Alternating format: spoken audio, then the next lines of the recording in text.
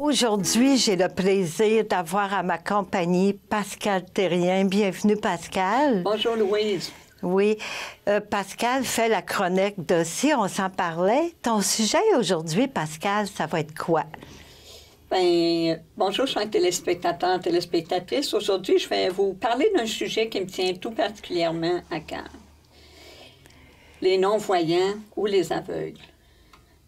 Saviez-vous qu'il y a de ça quelques années, les non-voyants étaient placés en hôpital, ils étaient cachés. Ah oui? Parce qu'on disait d'eux et d'elles qu'elles n'étaient pas fins ou fines. Parce qu'ils ne faisaient pas partie du stéréotype de la société à ce moment-là. OK.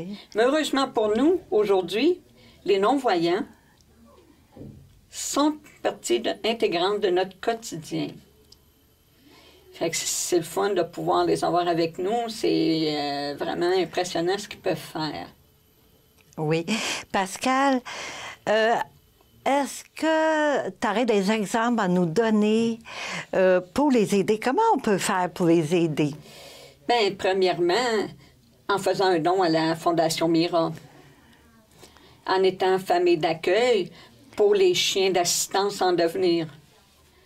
Tout simplement en leur proposant notre aide. Puis-je vous aider? Mais surtout en les laissant faire eux-mêmes. OK. Pourquoi tu dis les laisser faire eux-mêmes? Qu'est-ce que tu veux dire par là? C'est comme toi puis moi, Louise. Des fois, de demander de l'aide, on ne demande pas toujours. On aime faire nos choses par nous-mêmes. Oui. Et les aveugles sont habitués dans leur environnement, sont habitués de faire leurs choses. Donc, n'ayez crainte. S'ils ont besoin d'aide, ils vont nous le demander. OK.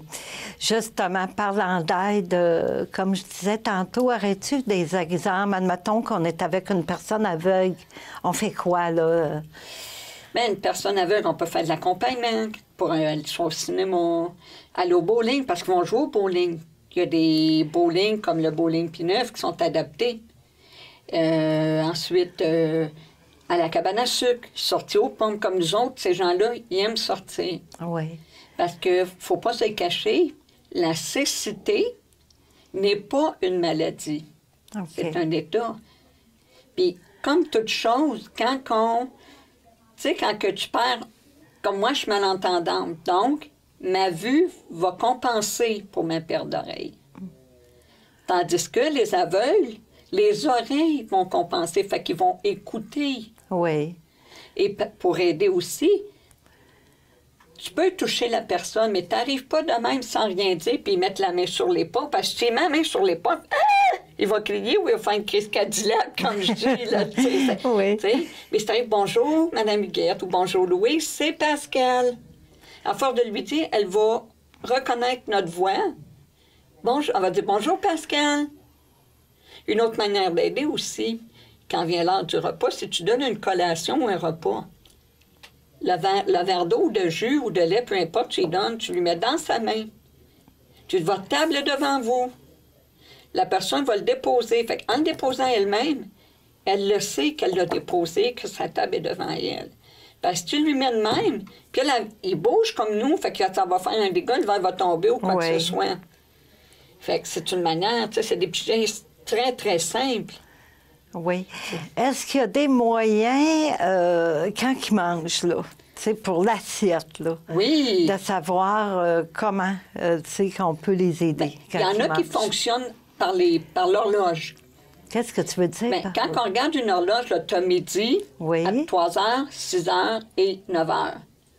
Donc, admettons, tu as ton horloge. Bon, les patates sont là. Ben, tu dis, tes patates sont ou ton riz sont à midi. Okay. Ta viande est à 3 h. Tes légumes sont à 7 h.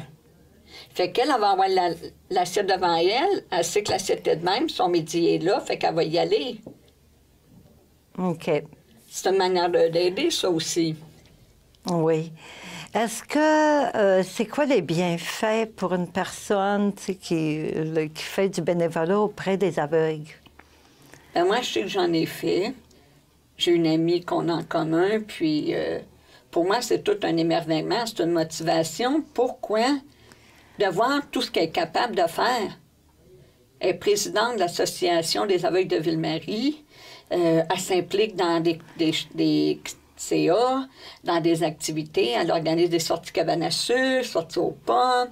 Tu sais, à la berge, bon, pour l'aider, ben il y a des marches. Tu arrives aux marches, ben tu sais, tu lui dis, là, il y a des marches, la rampe est à ta gauche, fait que là, elle va se tenir, puis elle va les monter, elle va savoir. Tu sais, il est bien fait. Puis ces gens-là, là, sont aveugles. Ils n'ont pas de maladie, là, d'une MTS, quoi que ce soit, là. Ces gens-là, là, de leur parler, de les inclure dans notre quotidien, en partant en soi, c'est un enrichissement. Parce qu'ils nous apportent, pour moi, une autre vision. Oui. Tu sais, un autre point de vue. Et d'aller voir aller. Parce que bien souvent, là, ils ont une motivation, gars, ils vont sortir, puis ils vont aller jouer au bowling, quoi que ce soit, ils vont aller voir un film. Ils ne le voient pas, mais ils entendent. Oui, c'est ça. Concernant les chiens guides, est-ce qu'on peut les toucher, les chiens guides?